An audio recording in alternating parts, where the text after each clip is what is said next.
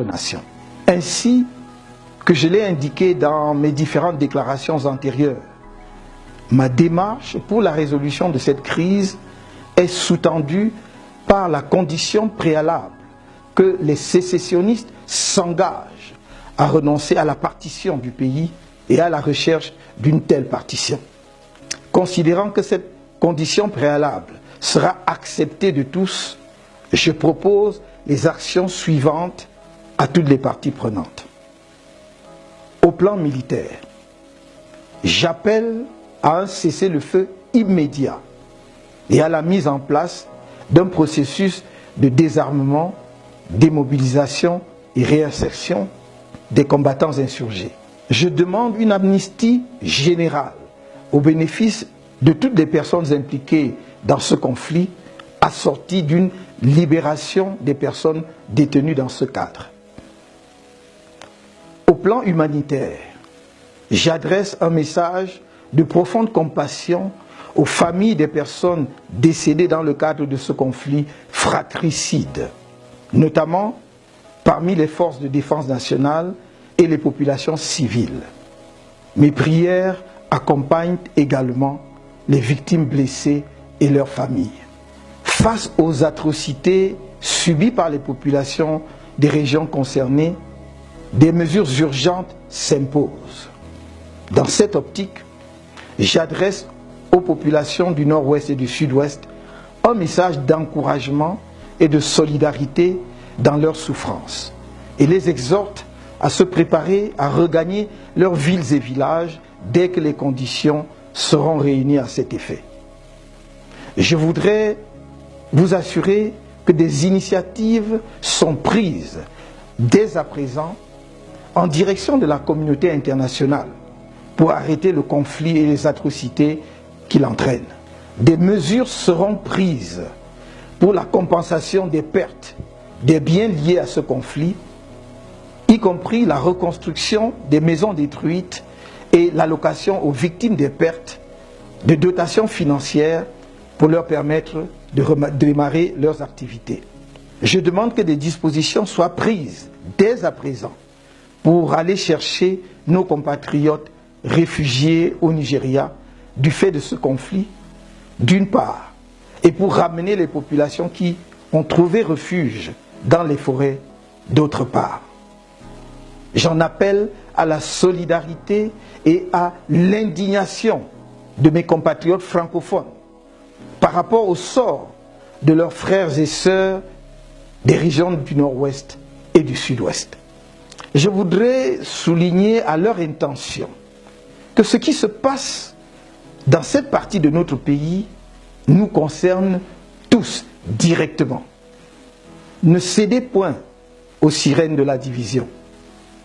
Le socle de notre combat politique est l'édification d'une république fraternelle et solidaire dans le cadre d'un Cameroun uni. C'est pourquoi la mort ou la souffrance d'un compatriote, quel que soit son lieu de résidence ou d'origine, doit nous concerner comme s'il s'agissait de nous-mêmes. Ne nous laissons pas aller à l'indifférence ambiante, dont on ne se réveille souvent que lorsqu'on est devenu soi-même victime de l'inacceptable. Dans cette optique, je crois qu'il est plus que temps de prendre des initiatives concrètes de solidarité avec nos frères et sœurs anglophones. Aussi, je demande aux populations des régions francophones du pays de mettre en œuvre avec engagement et détermination les mesures suivantes. A. Pour le reste du mois de novembre et jusqu'à la fin du mois de décembre 2018, d'observer une demi-journée sans activité. Villes et villages morts, tous les lundis, à partir de 13 h, afin d'amener le pouvoir à prendre, sans plus tarder, les mesures significatives nécessaires pour engager la résolution de la crise qui ravage les régions concernées, en sorte que les populations de ces régions passent les fêtes de fin d'année dans leurs familles. les Camerounais de l'intérieur et de la diaspora sont amenés à manifester leur solidarité la plus généreuse envers les familles des régions du nord-ouest et du sud-ouest, particulièrement touchées par le conflit en cours, par des dons, notamment en denrées alimentaires, vêtements, argent, etc., afin que ces familles passent des fêtes de Noël et de fin d'année moins difficiles. Les dons doivent être envoyés à la fondation Aya, Aya Foundation, dont le responsable est M. Abiné Aya Aya. L'adresse de la fondation est mentionnée en bas de votre écran. B. Du 1er au 15 janvier 2019, si aucune mesure significative pour résoudre la crise anglophone n'est prise par le pouvoir, la durée des villes et villages morts sera étendue à une journée entière, tous les lundis, comme dans les régions anglophones. C.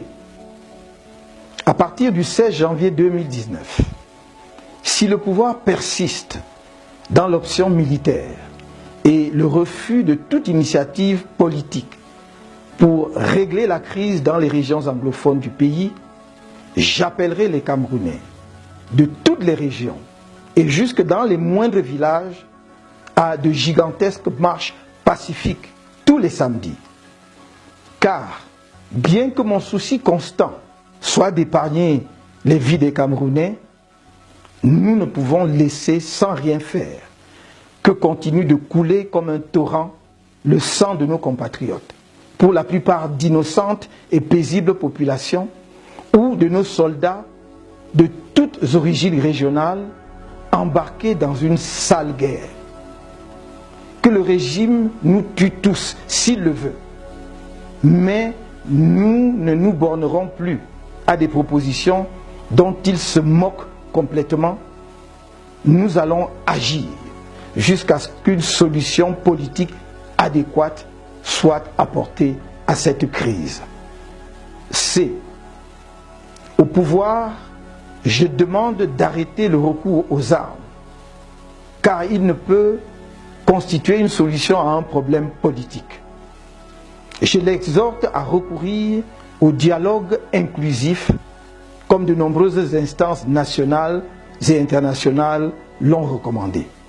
Je formule des prières pour les victimes militaires tombées sur le champ d'une guerre injuste contre leurs propres frères et sœurs.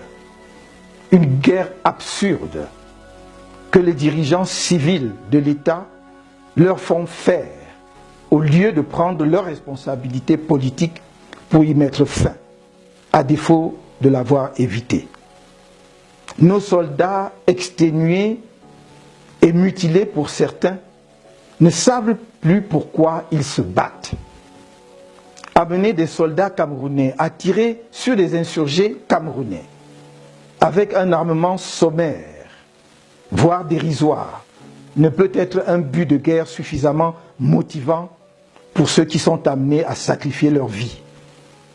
J'exhorte les éléments des forces de défense nationales à s'abstenir de recourir à une violence disproportionnée contre leurs propres compatriotes.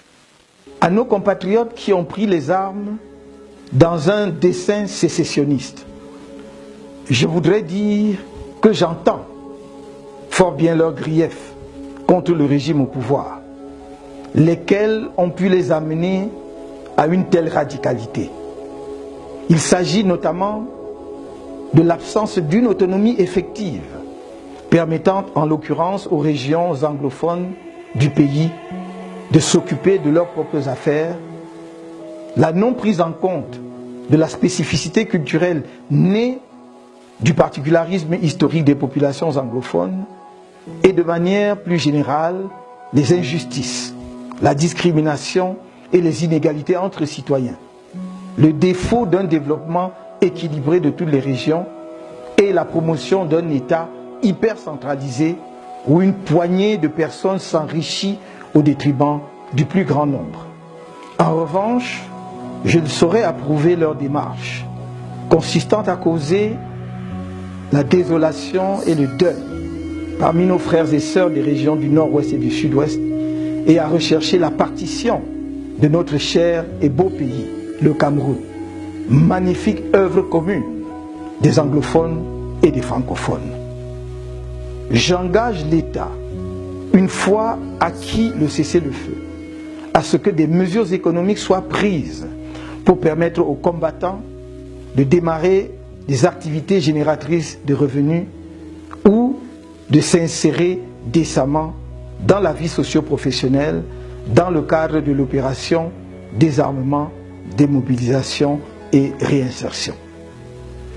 À la communauté économique des États de l'Afrique centrale, l'Union africaine et aux Nations unies, je leur demande d'accorder l'attention voulue et la priorité nécessaire à une résolution urgente de la crise dans le nord-ouest et le sud-ouest du Cameroun.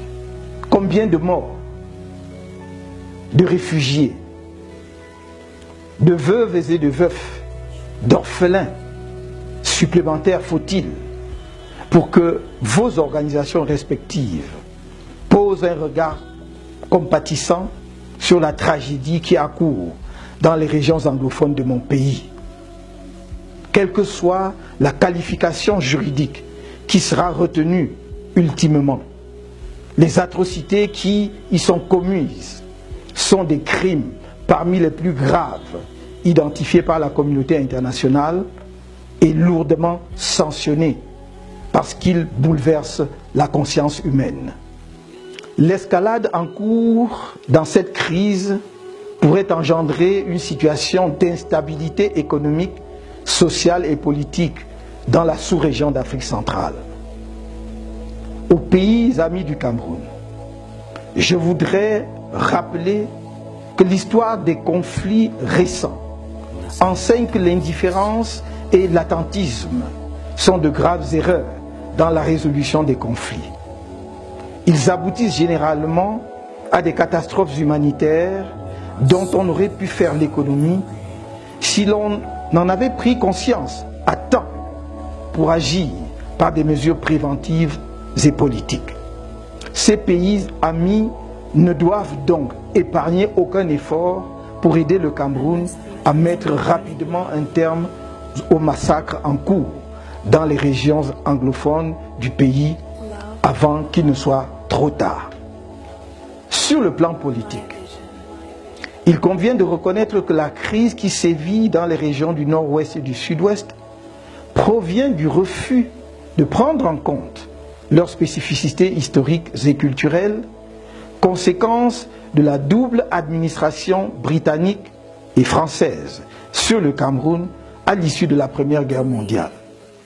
Cette myopie, qui constitue un motif essentiel sous-jacent des griefs des populations anglophones, a entraîné, faut-il encore le rappeler, la marginalisation des régions anglophones dans le processus du développement économique, politique et culturel du pays et plus récemment dans le processus électoral.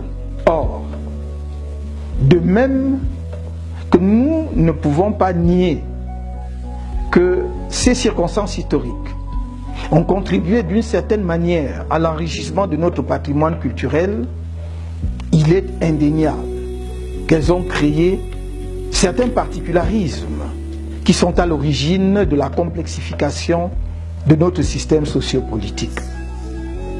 Résoudre durablement la crise anglophone nous impose de nous pencher sur l'évolution et les conditions de fonctionnement de l'État du Cameroun en tant que fruit du double héritage des administrations britanniques et françaises sur notre pays. Nous ne devons pas avoir peur de nous livrer à cet exercice dès lors qu'il est admis qu'il a pour finalité de bâtir une nation camerounaise plus solide sur ses bases et forte de l'unité du destin de toutes ses composantes socio-historiques et culturelles. Revoir l'architecture étatique de notre pays en vue de sortir d'une hypercentralisation et de promouvoir le développement des collectivités territoriales décentralisées ne peut en aucune façon fragiliser notre pays. Cela ne peut que le renforcer en accélérant le rythme de son développement, grâce notamment à l'épanouissement des régions qui en deviendraient les moteurs. Dans cette perspective, il convient d'aller au-delà des problèmes spécifiques des régions du nord-ouest et du sud-ouest pour répondre à la problématique plus générale de l'autonomie et du développement de l'ensemble des régions du Cameroun. Dans cette optique, je m'engage à réaliser dans les meilleurs délais, en tout cas à l'issue du dialogue inclusif, l'indispensable réforme de l'État pour une prise en main effective par les régions de leur développement, l'État central devant veiller aux grands équilibres en la matière. Afin de répondre aux attentes spécifiques des régions anglophones d'une part et à l'exigence de la réforme de l'État pour une large autonomie de l'ensemble des régions du pays d'autre part, les initiatives suivantes seront lancées. A. La mise sur pied à très court terme d'une commission vérité et réconciliation visant à informer la mémoire collective et à recréer les conditions de confiance entre les compatriotes anglophones et francophones et entre les populations des régions meurtries et l'État. B. La mise en place à très court terme d'un cadre de dialogue inclusif visant à recueillir les préoccupations de toutes les parties prenantes ainsi que des propositions de solutions. C. La création d'une mission spéciale pour un développement régional équilibré avec un mandat limité dans le temps. Cette mission spéciale, multidisciplinaire, devra procéder à l'inventaire et à l'analyse des expériences des différents pays qui ont été confrontés à une situation similaire à celle du Cameroun, proposer une évaluation comparative des solutions en termes d'avantages et d'inconvénients, ce processus devant permettre à notre pays d'adopter les meilleures pratiques en la matière de manière à éviter les écueils que d'autres pays ont pu expérimenter avant le nôtre. D. L'octroi de compétences spéciales aux régions du nord-ouest et du sud-ouest pour une prise en compte effective et efficiente de leurs particularités dans des domaines convenus. Sur la phase 2 du programme de résistance nationale au hold-up électoral, il y a quelques jours, de retour du siège de l'Union africaine à Addis Abeba, je me suis arrêté à Douala pour rendre visite aux résistants cassés par la machine sécuritaire du régime lors des marches pacifiques du 27 octobre, visiter le siège régional du MRC qui avait été endommagé par les forces de maintien de l'ordre le même jour et exhorter les populations de Douala à se mobiliser massivement le 4 décembre pour soutenir les résistants qui sont traduits en justice pour avoir dit pacifiquement non au hold-up. Après le bref message que j'ai délivré à cette occasion, certains ont annoncé bruyamment la fin de la résistance nationale et la reconnaissance par moi de la victoire du président sortant fabriquée par le Conseil constitutionnel. Laissez-les à leurs illusions. Leurs tentatives de déstabilisation de la résistance nationale sont peine perdue. Je vous ai dit à Yaoundé, le 6 novembre dernier, que la résistance nationale ne faisait que commencer. Je vous ai dit à Douala, le 19 novembre, de rester mobilisés, car la résistance continue. Je vous le redis aujourd'hui, la résistance au hold-up électoral se poursuit. Elle s'enrichit dans ses formes d'expression. La diaspora camerounaise en est aujourd'hui un des porte-flambeaux et l'action internationale s'approfondit. Je vous ai dit que je ne souhaite perdre aucun parmi vous. Je vous le réitère aujourd'hui, car organiser une manifestation pacifique non au hold-up requiert méthode et préparation.